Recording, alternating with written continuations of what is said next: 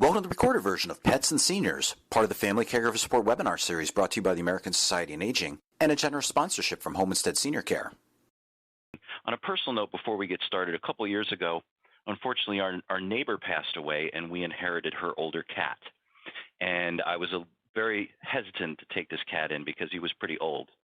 But it wound up being a wonderful experience, and it was just really changed my perspective. So speaking about pets and seniors, if you or one of your loved ones is thinking about making an adoption of a new friend, I would really like to put a plug in for you to adopt an older cat or a senior animal or something along those lines, because they really need a second chance and they really need a home.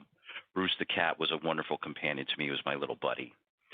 And so with that little PSA out of the way, we'll get started with our presentation today. Our presenter today is Lakeland Hogan. Lakeland is a gerontologist and caregiver advocate for Home Instead Senior Care. Lakeland works to educate professionals, families, and communities on issues older adults face. Lakeland is a doctoral candidate at the University of Nebraska, Omaha, where she is studying social gerontology. She has a Master of Arts in Social Gerontology and a Master's in Business Administration from UNO. Lakeland has professional experience in the private and public sectors of senior care services. She has worked on special projects for UNO's Department of Gerontology and the local area agency on aging. Lakeland serves as Vice President of the Board of Directors for the Dreamweaver Foundation and is active in the Alzheimer's Association's Walk to End Alzheimer's. Lakeland has a passion for helping others, especially aging adults and their families. And with that, I would like to turn the floor and the presentation over to Lakeland. Welcome. Thank you so much, Steve, and thank you for sharing your story about your neighbor's cat. I would second that PSA on adopting older animals. They do make great companions, and we'll be talking about that a little bit more in today's presentation. But hello, everyone. Happy New Year. I hope you all had a great holiday season and are settling into the first couple of weeks of 2020, a whole new decade. And I'm so excited that you're joining me for today's webinar on pets and seniors. But as Steve mentioned, this is part of an entire series, the Caregiver Support webinar series. So if you're new to this webinar series, our goal of the webinars is really to equip professionals in the aging space with information and resources on topics that impact family caregivers and older adults. And we have some really exciting topics on our 2020 calendar. So I would encourage you, as Steve mentioned, to go out to the website and look at all of the great topics we have throughout the year and sign up for as many of those that interest you. But for today's topic, again, we're focusing on our furry friends, our pets, and how they can have a positive impact on the lives of older adults. Many older adults find that pets can provide companionship and love, especially as they age, and they can help reduce feelings of isolation and loneliness. But we also know pet ownership isn't for everyone, so we're also going to talk about how older adults can still interact with pets without having to actually own a pet. There's certainly great ways to engage, and you can still reap the benefits whether you're owning a pet or interacting with a pet. And then there's also some safety concerns, of course, that we'll touch as well. So before we dive in, I thought I'd just briefly touch on our objectives for today's webinar. So it's my goal that by the end of today's webinar, you'll be able to know more about the health impacts that pets can have on older adults, and also how they can impact isolation and loneliness. Those are two huge topics in the aging space right now, and pets certainly can provide that companionship and hopefully help reduce those feelings of isolation and loneliness. Now we're going to talk about considerations for pet ownership. I mentioned earlier it's not for everyone, and it's not a decision that you should take lightly. So there's some things that we should consider, because pets, while they are great, they are a responsibility, and there's certain things to consider. And then we'll talk about some pets that might be best for older adults, or some tips on what to think about when looking for the perfect pet. And then identify ways that older adults can interact with them without having to actually own one of the pets that we'll be talking about. But we recently did a survey at Home Instead Senior Care on this topic because, we're in the homes of older adults every single day, and we wanted to learn more about older adults and their perceptions of pets, their pet ownership. So this was a survey of North American pet owners over the age of 65. And at the top of this slide, you can see the various benefits of pet ownership that our survey respondents told us about. So 82% viewed the company of a pet as a huge benefit of pet ownership. Also, the comfort and unconditional love was high on the list of benefits. And pet ownership, they said, also provides entertainment and helps to improve their mood. And growing up, we had a dog, and I remember every time we came home from school, she would come tearing through the house and, be right there at the door to greet us and give us licks and kisses. And, it's really hard not to be in a good mood when somebody is that excited to see you. So I can certainly see how that could be a benefit of pet ownership. And really the highest response we had when we were talking to older adults about pet ownership was 86% said life would be a lot lonelier and less happy without pets. So again, this kind of points back to that reducing feelings of isolation and loneliness, and we're going to talk even more about that later in the presentation. And then 58% said they wouldn't be as physically healthy without pets. And we certainly know that pet ownership can lead an older adult to have a little bit more of an active life depending on the pet. So then some of the other survey findings that we found were that, home is where our pets are. 70% said that their pets are a deciding factor in where they're going to age. They're that important to them that they're really considering their pets in where they will age, how they will age. And 82% said they would not even consider moving to a senior living community if they could not bring their pet along. And we know that, not all senior living communities allow pets. So that's a big part of the decision-making process, and we know that sometimes those moves have to take place, but those are times where discussions about what will happen to the pet, can the pet come along, maybe there's some alternative to pet ownership that can be introduced at that time. So again, it's just a very important factor when considering where an older adult will live. And then for those that don't own pets, they still can reap the benefits. So we asked older adults without pets how they still get their pet interaction. Over half of them said they usually visit a pet at a family member's home. Others say I go to a friend or neighbor's home. And 26% said that they even get visitors from pets in their own home. Maybe it's pet therapy, having friends or family bring over their pets to visit. Then about 15% said, they get outside to a park and they interact with pets at a park or on their walk, that sort of thing. We had a few more pieces of interesting results that I thought I would share with you. We looked at those over 65 that lived alone versus those who lived with others. And you can see the results in the pink box. The statistics on the left are those who live alone. The statistics on the right are those who live with others. So you can see, if you're looking at all of those numbers, really those who are living alone almost place higher benefit on pet ownership. So 83% of those that are living alone find the benefits of unconditional love compared to 73% who are living with others. And then the feeling of making me feel loved, very similar to that unconditional love, but those that are living alone, 75% of them say, yes, my pet makes me feel loved, compared to 59% of those who are living with others. And then when we think about pet ownership, I mentioned earlier, it is a responsibility. So it does give a person a sense of purpose. They have to get up, let the dog out, or feed the cat, or feed the goldfish. And so 63% of those living alone said that, yes, my pet gives me a sense of purpose, versus 42% of those living with others. And then oftentimes I even find myself talking to animals, and so we found that 61% of those living alone says, my pet gives me someone to talk to, and that's compared to 42% of those living with others. So again, you can see those numbers show that, especially for those older adults who are living alone, there is a huge benefit to pet ownership. And then when it comes to the types of pets that older adults are owning, just some fun facts are at the bottom. Dogs rule, according to the numbers. Please don't think of me any differently if you're a cat person. But 62% of our survey respondents had dogs. 55% had a cat.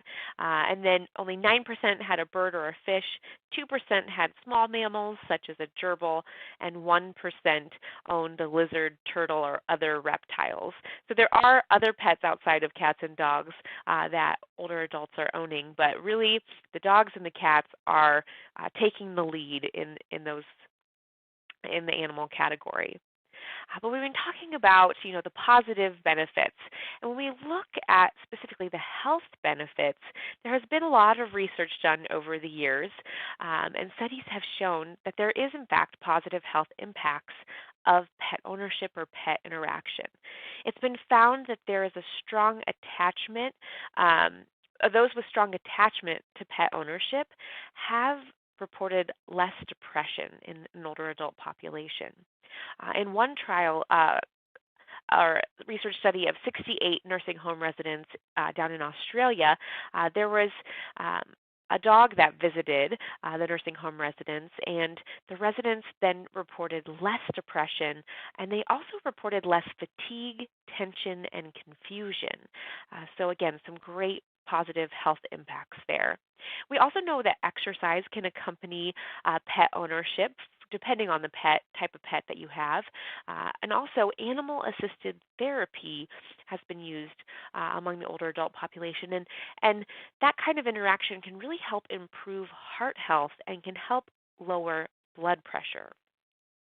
And then when we think about our stress levels, I don't know about you, but if you've ever been super stressed and you come upon a fluffy dog or kitten and you just kind of run your hands through, it really does kind of give you a calming presence. So in the research, the presence of a companion animal has shown benefits not only for older adults in terms of their psychological stress, but also family caregivers. So when we think about pet ownership and older adults, not only is it impacting them, but it also can be a positive impact on their family caregivers.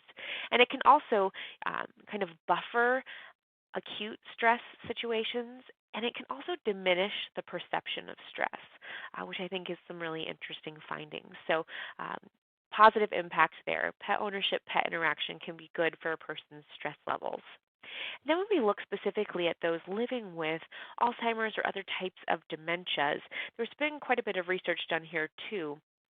And pet therapy has been found to decrease agitation in this population. It can also help increase their social interactions. And then in one study, this is a study done at Purdue University, it revealed that people living with Alzheimer's in a skilled care facility that had fish tanks appeared to be more relaxed and alert, and they also ate up to 21% more food than they did before the introduction of the fish tanks. So I thought that was very interesting. I mean, we talk a lot about companionship at mealtime and how important that can be for an older adult, but I guess I hadn't even stopped to think about pet companionship at mealtime, and perhaps that can increase the food intake, the nutritional intake for an older adult. So some really interesting findings there, but I would argue that the biggest impact that pets can have is on the reduction of isolation and loneliness. And I shared, towards the beginning, the couple first slides, that our survey respondents did say, yes, pet ownership helps me feel less isolated, less lonely. And I've done an entire presentation on isolation and loneliness, and again, it's a huge topic. And these terms are often used together, but they have slightly different meanings. So isolation is an objective term when a person does not have enough people to interact with. And then loneliness is subjective, which is distress over not having enough social relationships or not enough contact with people. So somebody could be surrounded by a lot of people, perhaps in a senior living facility, or they might live in a household with other family members. They still might feel lonely versus somebody who's isolated. They might be living alone. And that doesn't necessarily mean that they're lonely. Perhaps they have that pet companion, and that really helps reduce those feelings of loneliness. But again, those two terms that are sometimes used interchangeably, but they do have a little bit of a different meaning. But regardless, pets really can help reduce the feelings of isolation and loneliness. They provide great companionship. They can also increase socialization with others. I think about this in my own life. If I go out on a walk by myself, I hardly interact with anyone. Usually I put my earbuds in and I'm listening to a podcast or some music. But if I take the dog out for a walk, I find myself interacting with other people. They'll stop and ask to pet the dog or ask what the dog's name is, or they're just a little more friendly because I have a dog with me, which is kind of fascinating. So if you think about it, these pets can also increase socialization. If you've ever been in a senior living facility where there's been a therapy dog brought in, you just see people kind of flock to the dog and pet the dog, and they start kind of reminiscing about their childhood dog. So it really, again, can increase that social interaction with others. So it's kind of a unique benefit there. And as I mentioned earlier, it can help, pet ownership or pet interaction can help be a buffer for stress and diminish a person's perception of stress. So again, I probably credit it to, getting your hands on their fur, or if it's a fish, watching the fish or the birds interact, it really can have that calming effect. And on this slide is a picture of Mary and her cat, Crystal. In a little bit, I'll share, we recently, along with that survey, put out a website with a bunch of resources, petsandseniors.com, and I'll share that web address again in a little bit. But on that site, we have some great stories of pets and older adults and their interactions. And so we have a video of Mary talking about her cat, Crystal. But she says that, she has such a great sense of companionship because Crystal is with her in the home. She knows that Crystal's there to keep her company. She even looks out for her. If she's been laying in bed in the morning for too long, Crystal kind of gets her up and moving. It really gives her a reason to get out of bed in the morning, provides her great love and comfort. And her caregiver also says in the video that it's comforting to her that, when she's not there, she knows that Mary has Crystal to talk to and interact with. So I just love hearing stories of people and their pets. And so I hope you will go out to that website. Again, I'll share it in a little bit to learn about more pet stories, Mary and Crystal and others. But I mentioned kind of towards the start of the presentation that there are some considerations for pet ownership. We know that pet ownership's not for everyone, not a decision to be taken lightly.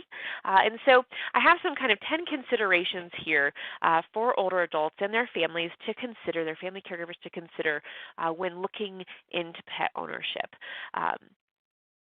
The first is that there are a lot of products and services and technology now in this pet space. I don't remember growing up having so many pet stores and pet aisles in the Targets and the Walmarts of the world, but there are so many great products out there that can really make pet ownership easier. So when you're starting to consider pet ownership, research these products and services available. Things like lightweight, flushable cat litters, remote treat dispensers, activity trackers for pets. There's a lot of services like dog walking services. Even some Meals on Wheels programs now also have an option for providing pet food. So there's lots of options out there. Even some pet stores offer fish tank cleaning services to help people maintain their aquariums. So again, just do a little bit of research. It'll help you in determining what's available in the community to help with pet ownership. And then the next is to learn about the breed or species that you're looking to adopt or looking to bring into your home. So, of course, the type of breed is likely to impact the type of personality, the energy levels, and if you're adopting from an agency or a former pet owner, you'll want to ask some questions. How active is the animal? Is it trained? If it's a dog, does it bark? How does the animal interact with strangers? And what is the life expectancy of the animal? We know some birds can live up to 60 years old. So, when you're thinking about bringing a bird into the home, that might be some factors to consider. And then go in with your eyes wide open. It can be really easy to get caught up in the cuteness of a puppy, a cat, a kitten, or a bird, but it's really important to ask realistic questions. What are the daily, week, and weekly routines of the animal? Does the pet, pardon me, need to be taken in for grooming? What are the care needs at home? What's the veterinary care that's needed dependent on the pet? What kind of gear, uh, cages, all that kind of stuff. What is the feeding cost? A large dog is going to eat a lot more dog food than a smaller dog. So again, those are things that we don't always consider when we're caught up in how cute the animal is, but really important things to consider. Also consider the health of the family. If an older adult is living with others, you want to make sure that everyone in the home can handle the pet requirements. And allergies are common for especially dogs and cats. So those who are visiting the home regularly, you might want to consider them as well when you're adopting a pet or bringing them into the home. And then you want to ensure that you can be a good neighbor and friend. If you live in a neighborhood with dogs that bark a lot, sometimes it can be a little stressful. So consider that.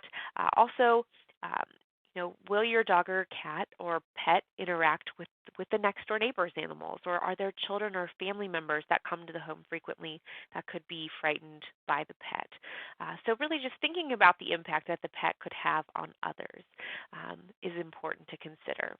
There's a few more considerations here. Factoring in pet training is important as well. It can be a benefit to adopt an older dog if it's already trained. But there are also a lot of great training programs out there. And this is really important, especially for an older adult that might have some mobility limitations, to make sure that the pet knows not to pull on the leash or hopefully can help avoid some of those fall issues. And then if you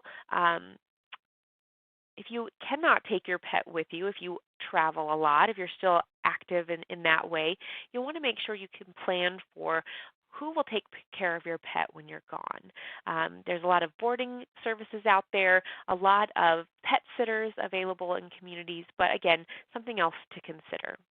And then a lot of times we at home instead, when we go into care for an older adult, we also help with their pets. So, do you need extra assistance at home? And if it's not a professional service, maybe it's a granddaughter, grandson that can come over and help. Or if you are having to make that move from a home setting to a community setting, consider, does that place allow pets? Or do you need to find a different home for the pet? So that kind of takes us into that next one of looking into the future.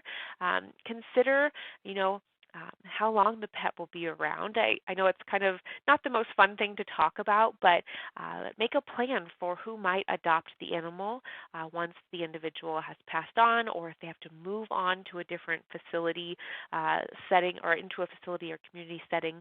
Just make sure that there is a plan in place.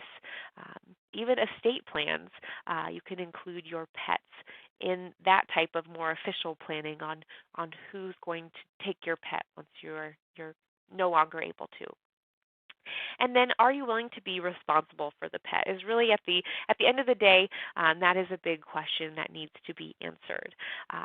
Ask yourself, are you ready for the responsibility of caring for pets? They are a big commitment, and again, one that shouldn't be taken lightly, but they can be such a benefit to older adults and people of all ages. I wanted to share a quick story of my grandparents. So these are my grandparents, Jan and Larry. They have been lifelong pet owners. Ever since I was little, there have been pets in their home, a lot of times multiple pets. And they had a dog called Apollo, and he was kind of a lab chow mix. He was a nice-sized dog, and about, I would say, 10 years ago, he passed away, and he and my grandpa were so close. They would go on walks every day, and I could tell after his Apollo's passing, that my grandparents were not quite themselves. They found themselves without a single pet in the home, and they've had pets in the home, like I said, my whole life that I've been around, and so I could tell that they were maybe getting a little depressed and lonely. And a family friend of ours had a litter of puppies, and my grandma, oh, she just loves puppies. And so they decided, all right, they're ready for another dog, and got this puppy. However, the family probably should have helped in doing a little more research. This dog was a lab Australian Shepherd mix. It was very rambunctious and hyper, and while it was so adorable, it really was becoming a little bit of a hazard in the home. And we told my grandma finally and grandpa, it's okay to give this dog up for adoption. And it really broke their heart to have to give up on this sweet little puppy. But, they came to the realization that, at this point in their lives, perhaps adopting an older dog is a better fit for them. So they put the dog up for adoption. It got adopted to a great home. And then they found the two dogs that you see here on the screen. Both of them, Pumpkin on the left, Rosie on the right, were more mature dogs. They were a couple years old. They had been well trained, and really both of them have become just great companions. It helps them stay physically active. It brightens their day. The two dogs play together, and I've never heard so much joy and laughter in their house as I do now with these two pups. So it's just a story to kind of illustrate the importance of finding the right fit.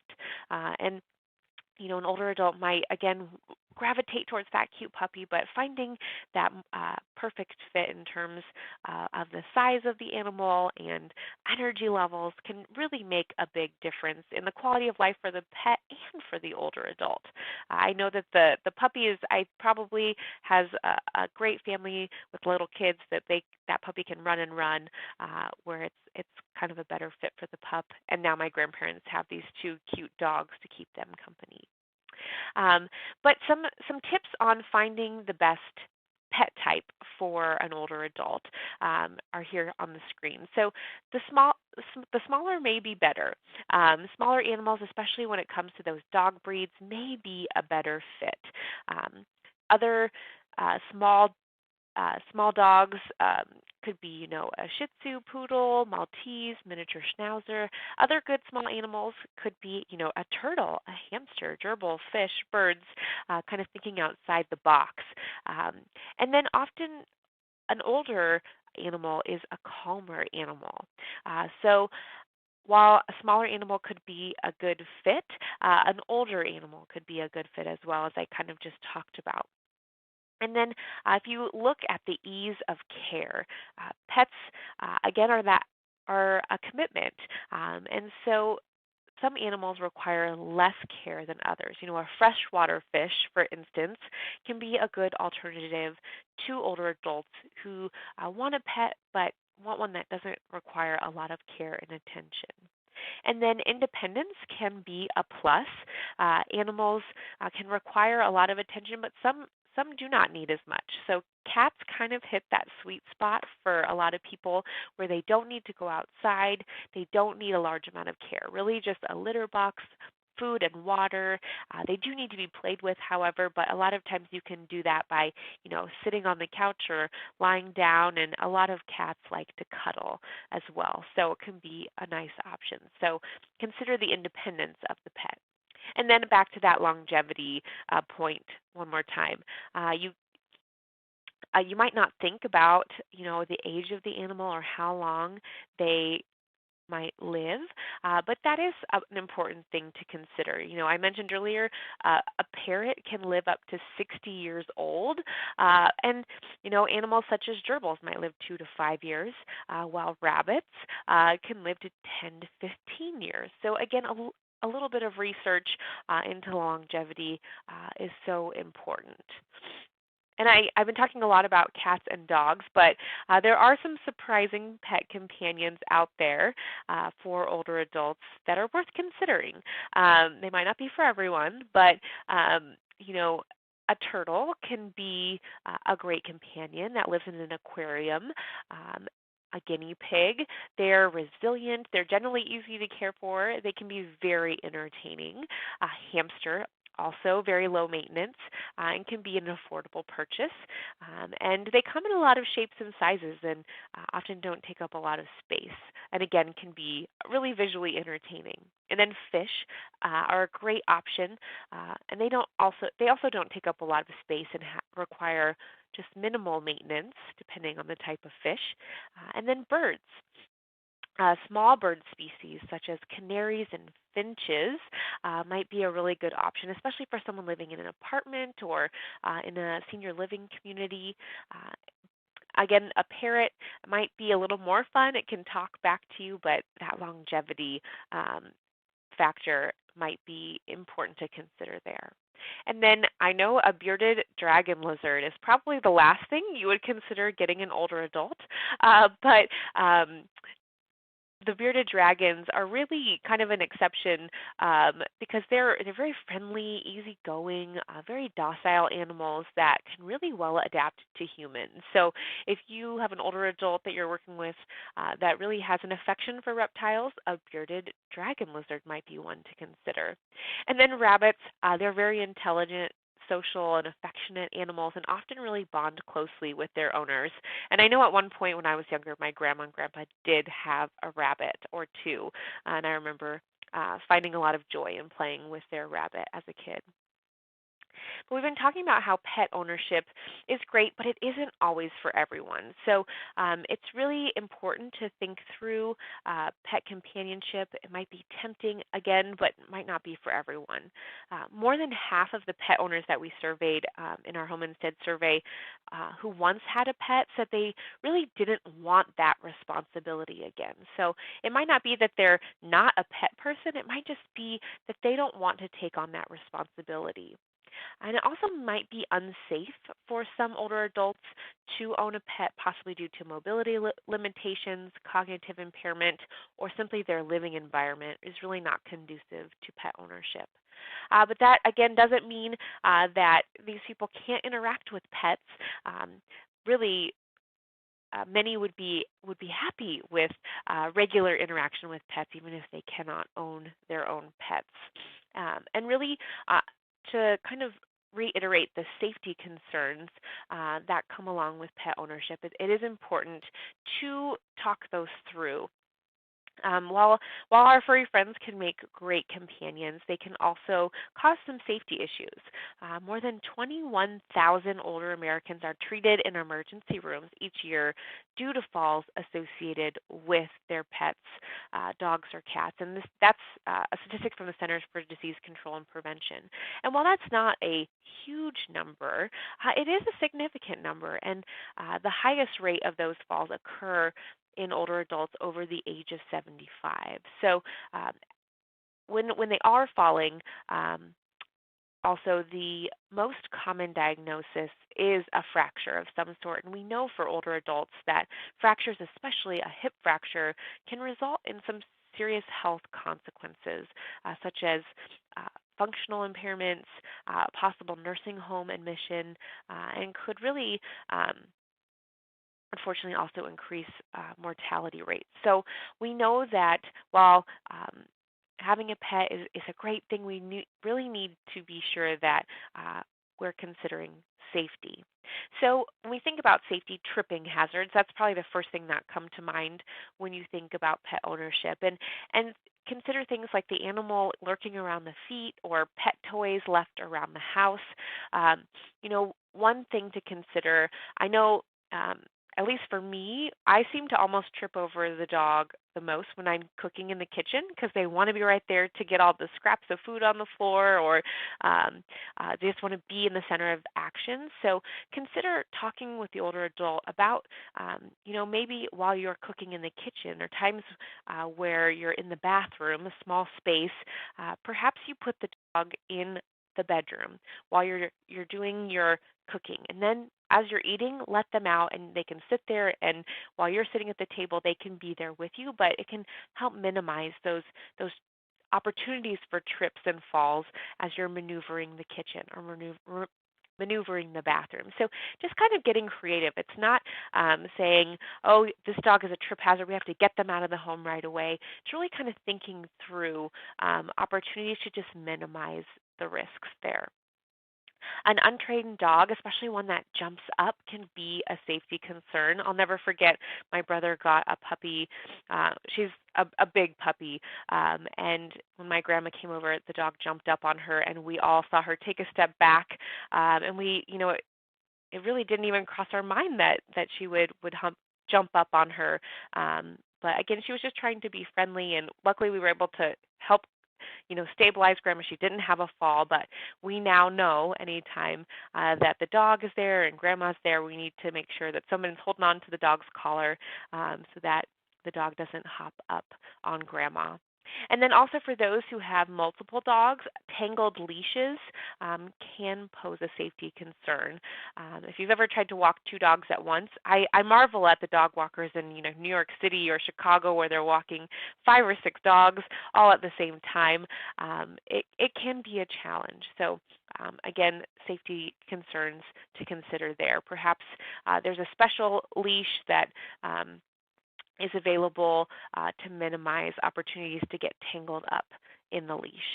And then, of course, those mobility limitations could pose a safety concern, could increase the risk of a fall, or limit the amount of care that the individual can provide to the dog, cat, or other pet. And then cognitive issues. This might lead to someone has cognitive impairment. It might lead to things such as neglect of the animal or overfeeding of the animal. So again, things to consider. But it's important, again, to talk about ways to reduce the risk. I mentioned earlier, thinking about limiting the pet to a certain area of the home during times of the day or at all times, discussing options for, dog walking, reducing the risk of the pet pulling on the leash by possibly taking that pet to training of some sort, obedience training. And this obedience training can really help to minimize the amount that the animal's pulling on the leash, but also talking with the older adult about those risks. And then outsourcing help when needed, asking a family member, friend, or neighbor to help out, a pet care service, or hiring a professional caregiver to help out with that as well is always an option. So we know that of course, the safety is important, but if you determine that, owning a dog isn't probably the best fit for the older adult, there are certainly great alternatives to pet ownership. So first, you could get to know your neighbor's pets. If you regularly walk through the neighborhood, you might get to know certain dogs or if you have a neighbor who regularly walks their pet, maybe you ask to accompany them on their walk. And it'll be a double bonus. You'll get to know your neighbor better and also get to interact with the pets. You could also connect with a pet therapy animal. If the individual is living in a care community, they might have that available. Or there are a lot of pet therapy type groups or hospitals are often places where people go with their pet therapy dog or cat. So you might be able to reach out to the local hospital's volunteer department and say, hey, do you have any pet therapy dogs? And then perhaps you could arrange time to visit the hospital when that dog is there, or arrange a different time to interact with that pet. The dog that's pictured here on the slide is also one of those pet stories on the website that I'll mention in a little bit, but this is Cal, and he actually is a pet therapy dog at one of our Home Instead franchise offices, and he goes out and visits clients, and he's really become part of the Home Instead family. The clients really love him. He will jump up on the couch next to them and snuggle right in, and they'll pet him, and it just brings so much joy. So Cal is well-loved, a well-loved therapy dog. And then if you haven't heard of these robotic companion pets, they are really neat. I see them a lot at trade shows, and I've actually been able to see older adults interacting with them, and it really is remarkable, especially in those for those living with Alzheimer's or another type of dementia. It really can be therapeutic to interact. So there's a great one. It's a puppy called Tombot. There is a seal called Paro that's out there and available. And then Hasbro has both a dog and a cat. And it's amazing how these robotic companions react when you touch them, and they can with I don't know all the technology behind them, but there's they interact with those who are in front of them, and it really is a neat experience. So that could be an alternative. And then visiting a pet store. Some pet stores sell all of the types of animals or most pet stores sell all the types of animals that we've been talking about. So you can get your pet fix even just by visiting. And a lot of times they'll let you touch them and play with them, so might be a nice alternative. Also, in several communities across the United States, dog and cat cafes are becoming more popular. So you can go to this cafe and have a cup of coffee and pet a cat.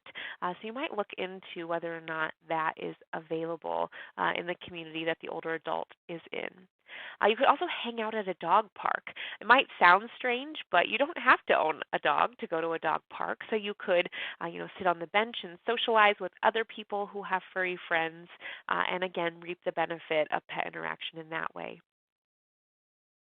You can also foster pets until they're adopted. So it's a little bit of pet ownership, but not the full commitment. So you can get your kind of temporary animal fix by working with a rescue organization that might have short-term adoption options. And then you can volunteer at a rescue organization. You can do that through animal shelters, zoos, a lot of opportunities there for volunteering. So I just, again, want to make the point that pet ownership, of course, is great for older adults, but it can benefit family caregivers as well. So they can certainly reap the benefits of pet ownership in their loved one's life, but they too can also interact with that pet while they are visiting their loved one. We know that people's pets really do become part of the family, and so family caregivers can reap the benefits of that, but also important for family caregivers to consider that any discussion around pet ownership might come with a lot of emotions and sensitivity, because those pets do become like just another member of the family, and so just really important for caregivers to consider. So I'm going to just share some resources here towards the end. I promised you I would share with you that Pets and Seniors resource, petsandseniors.com. On this site, there's so many great resources. A lot of the tips that I've gone through, they're out on the website, but there's also a quiz that can help you determine who's your perfect pet pal. So it has a lot of questions about your lifestyle and your personality. It's just 10 short questions that you can take online, and it kind of gives you a recommendation on a type of pet to consider. And then there's also those great pet stories out there that have some videos that go along with it. And actually, the woman on the screen, her name is Beth, and she is a volunteer. So that was one of the options. You don't have to own a pet. You can go volunteer. She walks dogs. And I love in her story, she says, there's 3 silent killers of older adults, the 3 R's, the remote, the recliner, and the refrigerator. And she says that, volunteering with animals gets her out of the house, gets her away from the refrigerator, out of the recliner, and really helps her to maintain an active lifestyle, helps to keep her healthy. I know she also volunteers at the zoo in her local community. So again, some just great resources and insight on the petsandseniors.com website, and all the survey information that I shared at the beginning of the presentation is also on there. And then here are some additional resources. Petpartners.org is a great resource. I recently learned about the Human Animal Bond Research Institute. That's a great organization that does a lot of that research behind what are the benefits of pet ownership, the health impacts, the impact on isolation and loneliness, not only for older adults, but people across the lifespan. But it's a great organization. And then if you're looking for help with that perfect pet match, you can go to petfinder.com. And then a lot of communities have a local humane society, and so you can visit their website for more information. And then if you want some extra help in the home to help take care of the pets, of course you can visit homeinstead.com. And then for any additional caregiving stress-related topics, our caregiverstress.com website is great. And then for those who have a loved one with Alzheimer's and dementia, help for alzheimersfamilies.com. So I hope that these resources can help you as you talk with the older adults that you work with, the family caregivers you work with about pet ownership. Again, it can be such a benefit, but even pet interaction can also have benefits too if an older adult cannot own a pet themselves. But I encourage you to reach out and learn more at these various websites. And now, Steve, I will open it up to you. I love this picture. I had to throw it in there somewhere, so I thought I'd leave that up for you all to enjoy while we answer some questions. So, Steve, any questions for me? Okay, great. Thank you very much, Lakeland. Wonderful presentation on a very important topic.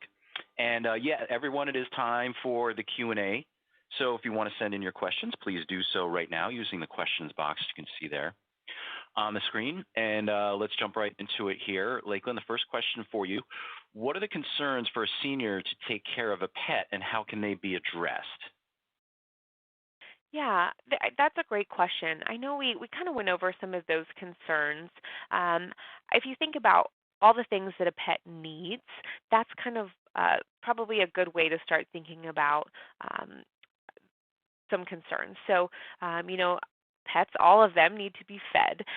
So, does the older adult have all the resources to make sure that that animal can be fed as often as it needs to? So that's everything from, can they get out to the store to purchase food, or is there a service that could deliver food to the home? A lot of grocery stores can deliver groceries, can deliver pet food. Do they have the financial resources to maintain the upkeep of the pet, to feed the pet, that sort of thing? And also a lot of pets have physical needs. We can categorize it as that. So, a dog needs to be walked a lot of times. Cats seem to be, pardon me, they don't necessarily need to be walked, but they need to be interacted with and played with. But when you think about the physical needs also, how often do they have to go to the vet? What kind of things have to be done on a regular basis? Is it trimming of nails? Is it vaccinations? Is it regular grooming? So those are things to consider as well. And then when we think about older adults, back to the issue of mobility, does the older adult are they mobile enough to be able to provide for all the needs of the pet? If not, are there people or services that can help with that? So, even if an older adult has mobility issues, is there a dog walking service that is available? Or is there a family member, friend, neighbor who can help with that? But when you think of mobility, we also think about that tripping hazard that I've talked about throughout the presentation. And so talking through, what are the options there? If it's an option to keep that animal in a specific area of the house, or train the animal to not be right underfoot, that might be an option. But if it's not possible, then that's when some alternative options might need to be discussed. And then issues of cognitive impairment might be an area of concern. So if an older adult is starting to show, or an individual is starting to show signs of cognitive impairment, one of the signs might be that they are forgetting to feed the animal or are overfeeding. They they didn't remember that they already fed them once that day. And so that can be hazardous to that animal's health. Or um, and so in those scenarios, you might be able to again find services or options to help that older adult maintain that animal in the home. But it might again be an area of concern that an alternate options might need to be discussed. So those are kind of a good start to some areas of concern that you might want to consider. But hopefully you can find solutions that work for everyone involved. And if not, then if the pet has to be removed from the home, I would encourage family caregivers and those working with the older adult to find alternative ways for that individual to still interact with pets, because most likely they have the pet in the home because pets are important to them, and they enjoy having that companionship. And so want to make sure that if that is removed, that it's replaced with something, or I don't know if you could ever truly replace a pet, but substituted with something that still gives them that sense of companionship and connectedness. So great question. Okay, thank you. Next question for you here, Lakeland. Can you address the importance of prearranging care for pets when the older owner can no longer care for them, making care plans for the pets that are left behind after their owner's entry into hospice or a death, including pets in their trust and wills, etc.? Yeah, that is a really great point.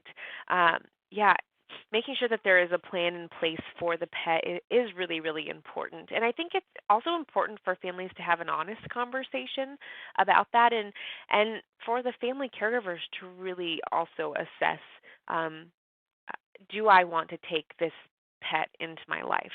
You might say to your loved one, oh, if something happens to you, yes, I'll take the dog, or yes, I'll take the cat. But when that happens, you might stop and think, wow, I really didn't think all of this through. So it is really important to have those conversations, and absolutely right, even working them into a will, that sort of thing. So very important to consider. And to have a plan and to research the options. What are the options for adoption in your community? Is there a humane society, or is there someone else outside the family? A lot of times, I'll even see people posting on Facebook or on various social medias that they have a cat looking for a home, a loving home. So you can maybe even get a little bit creative there, but I want to make sure that that animal is being passed on to a family who will love it, or an owner that will love it and have the capacity in their own lives to take on the animal. So it's very important to have those discussions and to consider those things when the animal is being brought into the older adult's life in the first place. So great question. Okay, thank you. Next question here, Lakeland. I used to work at an LTC facility and tried hard to get pets to visit. It was quite difficult with clearance. We finally got a few service dogs and smaller guinea pigs and rabbits in. The residents were so happy. Are there any organizations that can help with getting animal visits at facilities? That is a great question, and I think that that's so wonderful, first of all, that you were able to bring in animals, even if they were just smaller ones. I think that those smaller pets, they're underestimated. But I would encourage you to go to the Pet Partners website. I believe that you can learn about animals in your community, but I would certainly reach out to your local humane society to see if they are aware of any pet therapy animals. If you're listening on this webinar and you have an idea, feel free to comment it in as well. But there are a lot of pet therapists that are available in the community that you just might not be aware of. So I would check even at your local pet store. Pop in and see if they're aware of any pet therapy options. And hospitals somehow are always in the know, it seems. Their volunteer coordinators are always in the know of pet therapists in the area. So, if you even do a quick Google search in your area of pet therapy, there's likely to be quite a bit of quite a few options that come up depending on if you're in a more urban or rural scenario. But there are some great pet therapy options out there.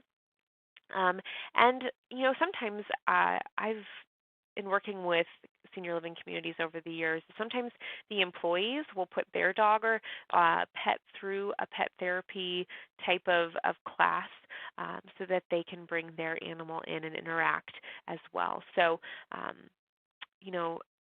that is a great question. And I think if you haven't heard of Dr. Bill Thomas's greenhouse theory, it's a really interesting concept of kind of bringing pets and the outdoors in. I think in one of his senior living communities, he even brought a horse into the facility, and it really the residents really just lit up to see a live horse. I think I would light up too if I saw a live horse walk into any building when they weren't expected to. But that's another, just if you're looking for more kind of research and background on bringing animals and plants and kind of the outdoors in to a senior living community, I think it's called the Greenhouse Theory by Dr. Bill Thomas. He has a great body of research out there. But great question. Okay, and yes, we did have some people who wrote in about this topic with some suggestions. So first one, in Maryland, Pets on Wheels is a great organization. Perhaps they have other franchises or chains other places. The zoo brought in some people trained with smaller animals, snakes, rabbits, and a baby wallaby. There are also a lot of local resources that have therapy dogs. You can ask at a vet office if they have a list of local resources. So just a couple quick pieces of information on where you might be able to get some animals in your locality to bring into a facility. I love the suggestion of the zoo, Steve. I know in one of our local facilities, a lady on hospice wanted to see a penguin. She had never seen a penguin in her life, and the zoo brought a penguin to the senior living community. And somebody was telling me this, and they said, "You've never seen so many people come out of their rooms to see this penguin waddling down the hallway." So you never know until you ask. Maybe your local zoo can come out and bring animals, and maybe even a penguin. I thought that was neat. Yes, that's great. I'd like to see a baby wallaby up close myself. Absolutely. Okay, time for another quick question here for you. Do you know of any resources to assist the older adults with continue to paying for vet care needs of their pets? More in terms such as resources available across the nation, not necessarily in your community, a special group. Do you have any thoughts on that? That is a really good question. I have not come across much information on that. I know that what's becoming a trend in workplaces is offering, kind of a pet insurance, and I'm not sure how widely available that is to those who may not be working, but that is becoming a benefit that is becoming more and more popular. I know that a lot of times, there might be financial aid available out there if you contact your local humane society. That is a pretty nationwide type of the society. Humane Society has a lot of locations, but a lot of times they are in the know of opportunities for financial assistance or low-cost options. So I wish I could offer up more suggestions on that, but I think would be a good place to start is to check in with the local Humane Society to see what options might exist in your local community. All right. Well, Lakeland, unfortunately, we've reached the end of our hour here, and it's time for us to wrap up today, but I want to thank you for joining us today for this really great presentation. Thank you so much. You're welcome. Thanks, everyone. Have a great day.